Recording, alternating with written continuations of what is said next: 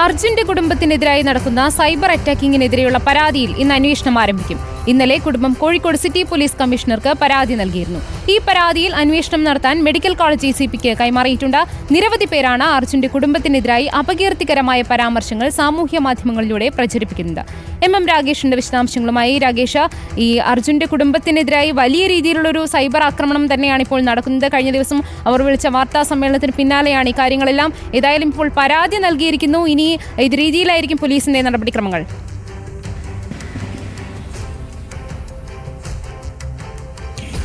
Medical college assistant കമ്മീഷണർക്കാണ് ഇപ്പോൾ commissioner അർജുൻ്റെ കുടുംബം നൽകിയിട്ടുള്ള പരാതി കൈമാറിയിട്ടുള്ളത്.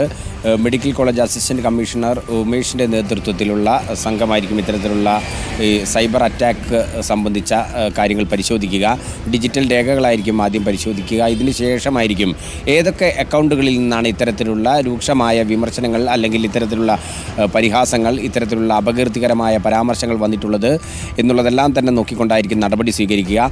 നമുക്കറിയാം, മനാഫിനെതിരെയുള്ള കുടുംബത്തിൻ്റെ വാർത്താ സമ്മേളനത്തോടു കൂടിയാണ് ഇത്തരത്തിലുള്ള രൂക്ഷമായ സൈബർ ആക്രമണം ഈ കുടുംബത്തിന് നേരെ ഉണ്ടായിട്ടുള്ളത്.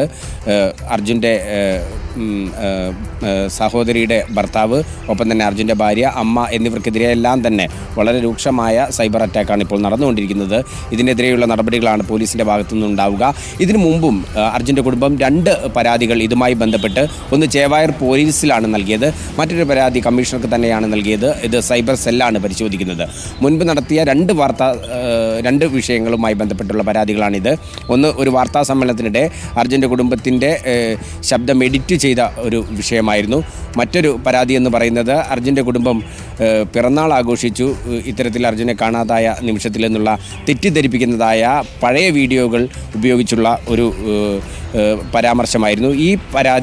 ഈ വിഷയവുമായി ബന്ധപ്പെട്ട പരാതിയും ചേവായൂർ പോലീസാണ് അന്വേഷിക്കുന്നത്. കൂടാതെയാണ് ഇപ്പോൾ പുതിയ പരാതിയുള്ളത്. ഇത് മെഡിക്കൽ കോളേജ് അസിസ്റ്റന്റ് കമ്മീഷണർ ഇപ്പോൾ പരിശോധിച്ചു വരികയാണ്.